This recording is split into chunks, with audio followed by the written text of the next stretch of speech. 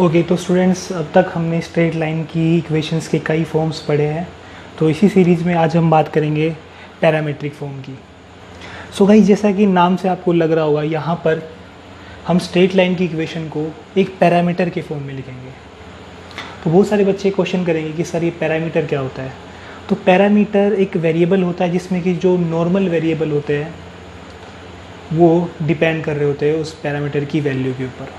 For example, अगर मैं आपके सामने लिखता हूँ कि x जो अपना 4 + t के बराबर है और y जो है वो 3/t² के बराबर है। तो जैसा कि आप देख सकते हैं x और y दोनों के दोनों t पे डिपेंड कर रहे हैं। तो यहाँ पर t अपना एक पैरामीटर है। मतलब अब पैरामीट्रिक फॉर्म के अंदर इसी तरीके से कुछ इक्वेशंस आएंगी जिसमें x और y किसी एक पैरामीटर पर डिपेंड कर रहे होंगे। अब क्वेश्चन ये है कि क्या वो पैरामीटर कौन सा होगा, किस तरह से डिपेंड कर रहा होगा। सो आइए शुरू करते हैं अपनी फॉर्म के बारे में समझना। So let's begin with A question. मान लीजिए आपके पास एक स्ट्रेट लाइन भी है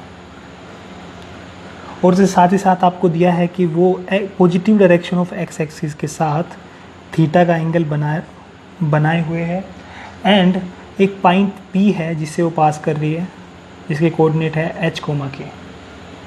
अब आपसे अगर कोई क्वेश्चन ये करे कि बताइए इस लाइन के अलोंग P से r डिस्टेंस की दूरी पर जो पॉइंट होगा उसके coordinates let's say x y क्या होंगे, उसके कोऑर्डिनेट्स जो x y होंगे, आपसे कहे कि बताइए इसको थीटा, h के और r की टर्म में कैसे एक्सप्रेस करेंगे। ये क्वेश्चन आपके सामने। तो अगर आपको ये क्वेश्चन सोल्व करना है तो let's remind a very old result जो हम 10th क्लास में पढ़ते थे कि अगर ये एक राइट एंगल ट्रायंगल है गाइस और ये एंगल लेट्स से अल्फ़ा है, तो जो मेरा हाइपोटेन्यूज है इसको नाम देते हैं चलिए h। तो ये जो बेस जो होता है, base upon hypotenuse cos theta के बराबर, कोस अल्फ़ा के बराबर होता है और perpendicular upon hypotenuse sine alpha के बराबर होता है। हमें ये सब कुछ पता है। तो यहाँ पर इस फॉर्मूले के यूज़ से हम बोल सकते हैं कि जो बेस है वो मेरा हो जाएगा h कोस अल्फ़ा और परपेंडिकुलर हो जाएगा मेरा h साइन अल्फ़ा। ये जो रिज़ल्ट है बहुत ही क्रूशियल रिज़ल्ट है। ये बहुत जगह पे आपको काम आएगा स्टूडेंट्स। फिजिक्स में आपको काम आएगा, अलग अलग जगह पर, मैथमेटिक्स के अंदर बहुत सारे चैप्टर्स में ये काम आता है। तो आपको ये एकदम फ़ोटोकॉपी याद रखनी चाहिए, इसको कम्प्लीटली आपको याद रखना चाहिए। तो अगर हम इसको मिटा दें, अब इसी चीज़ को यहाँ पर देखें तो P पॉइंट से R डिस्टेंस पर ये x y है। तो अगर मैं उसी पिक्चर को यहाँ बनाना चाहूँ, मान लीजिए मैं y एक्सिस के पैरेलल एक लाइन यहाँ लाइन डाल देता हूँ और x एक्सिस के पैरेलल यहाँ पर, तो ओबियसली ये एंगल 90 होगा, मीन्स एक ट्रायंगल बनेगी अपने पास, साइड एंगल ट्रायंगल। एंड साथ ही अगर ये एंगल थीटा है तो ये एंगल भी थीटा हो जाएगा करस्पॉन्डिंग एंगल से। सो दैट मीन्स ये जो डिस्टेंस होगा अपना क्या होगा, r कोस थीटा, और ये डिस्टेंस हो जाएगा r साइन थीटा। अच्छा, अब अगर जो x की वैल्यू है, x किसके बराबर है, h इतनी जितनी h की ये लेंथ है प्लस में ये वाली लेंथ, मीन्स h प्लस में ये वाली लेंथ किसके बराबर है, अभी अभी हमने बताया r कोस थीटा के, तो r कोस थीटा। इसी तरीके से y किसके बराबर हो जाएगा, k प्लस ये वाली लेंथ r साइन थीटा के बराबर। और जैसे ही हम लोग ये इक्वेशन को लिखते हैं, ये बन गई मेरी पैरामीट्रिक फॉर्म लाइन की। तो इसको आप देख सकते हैं कि एक लाइन जो कि एक पर्टिकुलर पॉइंट से पास कर रही हो h k से और थीटा एंगल बना रही हो x एक्सिस की पॉजिटिव डायरेक्शन के साथ, उस पे हम किसी भी पॉइंट को इस फॉर्म में दिखा सकते हैं, जहाँ पे जो r है ये है उस पॉइंट का P से डिस्टेंस उस लाइन के अलोंग। तो क्वेश्चन अब ये है कि यहाँ पर अगर आपसे पूछा जाए बताइए पैरामीटर क्या है इनमें, क्या h पैरामीटर है, क्या थीटा पैरामीटर है, क्या पैरामीटर है। सो गाइस, अगर h को देखें या k को देखें या थीटा को देखें तो ये तीनों ही क्वांटिटीज़ कांस्टेंट है। वेरिएबल इनमें से एक ही है, वो है अपना r। जैसे जैसे हम r को बढ़ाते चले जाएंगे x y उसी तरीके से अपने बदलते जाएंगे। तो इस तरीके से हम बोल सकते हैं कि जो r है अपना ये पैरामीटर है और ये बन गई अपनी पैरामीटर फॉर्म। बहुत सारी बुक्स के अंदर इसी को अलग तरीके से लिखते हैं, जैसे कि अगर मैं h को इस तरफ ले आऊँ कोस थीटा को नीचे, तो x minus H over cos theta मेरा r के बराबर आ जाएगा। सेम काम अगर मैं y को इस तरफ ले आऊँ, k को इस तरफ ले आऊँ, तो y माइनस के अपॉन साइन थीटा ये भी r के बराबर आ जाएगा, मीन्स ये भी इक्वल होगा। तो बहुत सारी बुक्स में इस रिज़ल्ट को दिया हुआ होता है, लेकिन ये दोनों बात एक ही है। तो बेसिकली ये अपना थ्योरी पोर्शन दिया होता है बहुत सारी बुक्स के अंदर, लेकिन ये जो कहानी अब तक हमने पढ़ी ये केवल हाफ पार्ट है बड़ी कहानी का। बड़ी कहानी कौन सी? जो हमें एक्चुअल में जब हम क्वेश्चन सोल्व करते हैं तब हमें पता लगती है। और वो कहानी क्या है? वो कहानी ये है कि अभी हमने बताया कि P पॉइंट HK से R डिस्टेंस पे जो पॉइंट इस लाइन के लोग मिलेगा उसके कोऑर्डिनेट्स इन दो इक्वेशन के द्वारा दिए जाएंगे, ठीक है। लेकिन अगर आप देखें गौर से, R डिस्टेंस पर इस पॉइंट P से केवल ये एक ही पॉइंट थोड़ी है। अगर ये A पॉइंट यहाँ पर, इसको A पॉइंट नाम दे R डिस्टेंस पर, तो एक पॉइंट दूसरे डायरेक्शन में भी तो है जो R डिस्टेंस पर है। इतने के इतने डिस्टेंस पर ये पॉइंट भी है B, ये भी इससे R डिस्टेंस पर है। तो इसके कोऑर्डिनेट्स फिर क्या होंगे फिर? तो क्या इसके लिए मुझे अलग से इक्वेशन लिखनी पड़ेगी? इस टाइप की अलग से इक्वेशन आएगी? क्वेश्चन ये है। तो उसका आंसर है नहीं आएगी। हम इसी इक्वेशन से A और B दोनों के कोऑर्डिनेट्स लिख सकते हैं। तो वो कैसे लिखेंगे हम? तो इसका आंसर ये है कि R आपको एक बार पॉजिटिव लेना पड़ेगा किसी एक पॉइंट के लिए, और दूसरे पॉइंट के कोऑर्डिनेट्स के लिए R आपको नेगेटिव लेना पड़ेगा। तो बहुत से लोग क्वेश्चन पूछेंगे कि ऐसा कैसे हुआ सर, ऐसा क्यों हुआ कि एक बार R पॉजिटिव ले एक बार R नेगेटिव ले? R तो डिस्टेंस होता है, उसको पॉजिटिव नेगेटिव लेने की क्या ज़रूरत है? अच्छा, और फिर कौन से पॉइंट A को पता करने के लिए मुझे R पॉजिटिव लेना होगा या नेगेटिव लेना होगा, ये कैसे पता करें? तो इन सब का जवाब ढूंढने की हम कोशिश करते हैं। तो हम बिल्कुल शुरू से देखते हैं जल्दी से। देखिए, हमें स्लोप पता है लाइन का। स्लोप किसके बराबर होता है? tan थीटा के बराबर। अब थीटा अगेन यहाँ पर जो लाइन, कोई भी लाइन जो एक्स एक्सिस के पॉजिटिव डायरेक्शन के साथ एंगल बनाती है वो मेरा थीटा है। अब बात ये है कि बहुत से लोगों को ये नहीं पता है कि थीटा की रेंज क्या होती है।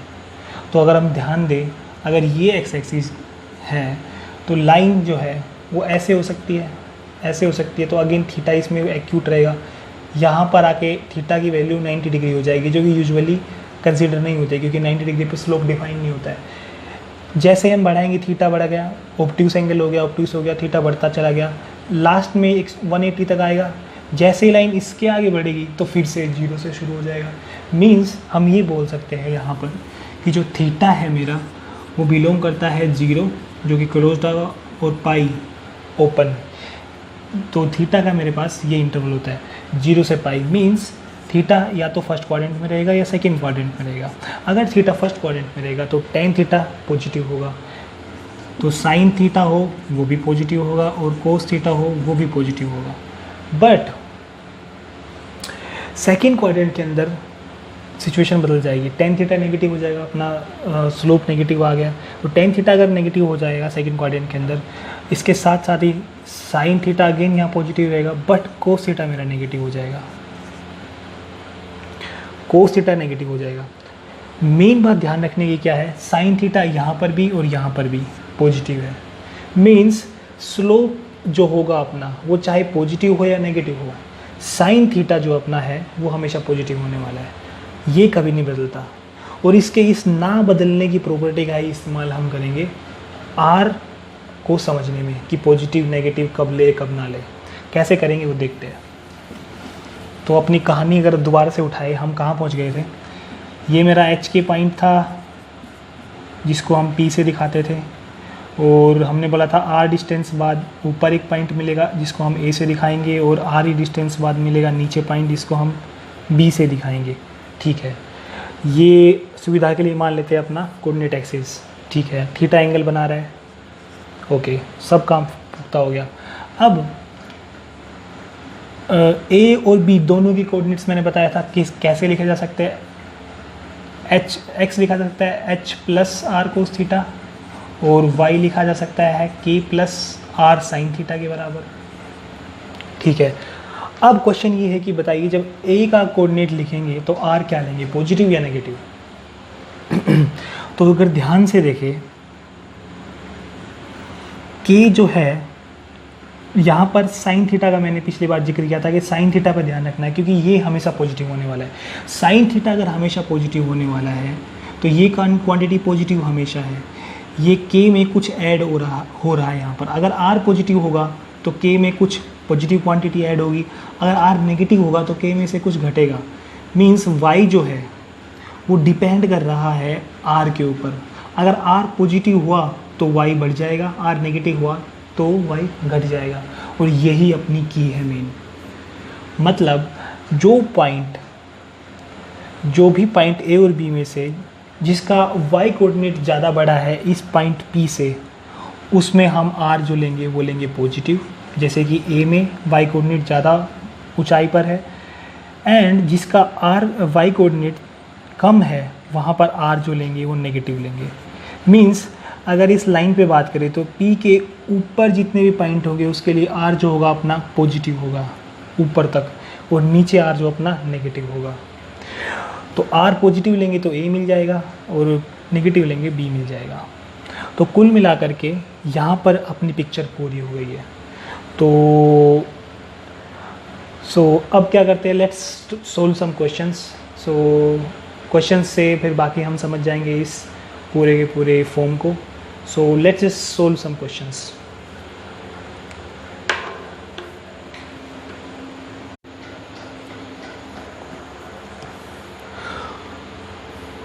तो स्टूडेंट्स, इस वाले जो फॉर्म है इसकी एप्लीकेशन कहाँ पर होगी, मतलब किस क्वेश्चंस में हम इस फॉर्म को अप्लाई कर सकते हैं, इस फॉर्म का यूज़ कर सकते हैं, पैरामीट्रिक फॉर्म का। तो जहाँ पर भी एक लाइन पर कोई पर्टिकुलर पॉइंट दिया हो और उस पॉइंट से कोई पर्टिकुलर डिस्टेंस की बात हो रही हो जो उस लाइन के अलोंग हो, उस पे कोई पॉइंट दिया हो कि इतने 4 यूनिट बाद कोई डिस्टेंस है, या इतने इस पॉइंट से कितनी दूरी पर ये कोई दूसरी लाइन को मिलेगा, ये कोई दूसरी लाइन के साथ जो इंटरसेप्ट बनेगा वो कितना होगा। सो इस तरह के जो भी क्वेश्चंस होंगे, मीन्स एक पॉइंट होगा और लाइन के अलोंग कोई पर्टिकुलर डिस्टेंस पे दूसरा पॉइंट होगा, इस तरह के क्वेश्चंस आपको दिख जाए तो आप समझ सकते हैं, आप अनुमान लगा सकते हैं कि प्रोबेबली ये इस फॉर्म का क्वेश्चन हो। फॉर एग्ज़ाम्पल, जैसे इस क्वेश्चन की अगर बात करें तो ये बोलता है कि a line through 2,3 is inclined at 30 degree with X axis, find coordinates of points which are at a distance 4 from P. अब इस क्वेश्चंस को हम बाकी दूसरे नॉर्मल मेथड से भी कर सकते हैं, बाकी तरीक़ों से, लेकिन उन तरीक़ों से क्वेश्चन बहुत डिफ़िकल्ट पड़ जाएगा। जबकि अपनी पैरामेट्रिक फॉर्म का जो हमने कंसेप्ट अभी सीखा है उससे क्वेश्चन बहुत ईजी है। सो ये बोल रहा है कि लाइन एक्स एक्सिस के साथ थीटा अपना जो एंगल बना रही है वो 30 डिग्री है। तो एंगल 30 डिग्री इजीली गिवन है, mean sine theta cos theta हम आराम से निकाल लेंगे। अब पॉइंट दिया हुआ है मेरे पास P, वो दिया है 2,3। ये पूछ रहा है कि 4 यूनिट डिस्टेंस के बाद जो पॉइंट होंगे, जो कि ऑब्वियसली 2 पॉइंट होंगे, लेट्स से पहले वाले को A बोल देते हैं और दूसरे वाला जो नीचे की तरफ होगा उसको हम B बोल देते हैं। इन दोनों के कोऑर्डिनेट्स हमें निकालने हैं। तो ये तो डायरेक्ट क्वेश्चन है अपने इस फॉर्म का। तो कैसे निकलेंगे इनका जो x होगा वो किस फॉर्म का होगा, 2 + r cos theta. cos theta means cos 30 degree which is √3/2 means √3r/2। इसी तरीके से y मेरा हो जाएगा 3 + r time sine theta means r/2। तो ये दोनों जो पॉइंट होंगे A और B ये इस फॉर्म के होने वाले हैं। अच्छा, A के लिए हम क्या लेंगे, क्योंकि बढ़ता हुआ y है तो पॉजिटिव लेंगे r। तो A के लिए यहाँ r पॉजिटिव ले लेंगे। 4 यूनिट मीन्स अगर मैं r की जगह 4 वैल्यू पुट करता हूँ तो मेरे पास ये आ जाएगा 2 + 2√3, y मेरे पास आ जाएगा 4 पुट करूँगा तो 2 बन जाएगा, 3 + 2 5, मेरे पास ये पॉइंट आ जाएगा। इसी तरीके से अगर मुझे B पता करना है तो B के लिए मुझे अब की बार R को नेगेटिव लेना होगा, क्योंकि B जो है उसका Y कम है, घट रहा है, तो मुझे आर की वैल्यू नेगेटिव चाहिए। तो अगर मैं आर की वैल्यू -4 लेता हूँ इस टाइम पर, तो मेरे पास बन जाएगा यहाँ पर -4 करूँगा तो 2 - 2√3 कोमा यहाँ पर बन जाएगा मेरे पास 3 - 1 which is equal to 1, sorry 3 - 2 which is equal to 1। तो ये मेरे पास बी आ जाएगा। तो इस तरह के क्वेश्चंस हम इस फॉर्म से करते हैं। सो और क्वेश्चन देखते हैं, जैसे अपना अगला क्वेश्चन क्या बोलता है।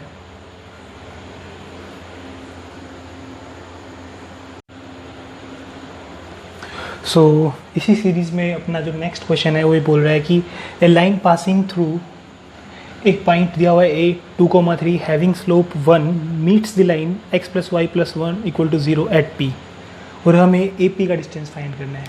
मतलब हमें एक लाइन दी हुई है और बताया गया है कि वो 2,3 से पास कर रही है, इस पॉइंट को नाम दे दिया a, और एक दूसरी लाइन को एक दूसरी लाइन है x + y + 1 जो कि इस लाइन को एक पॉइंट p पर कट कर रही है।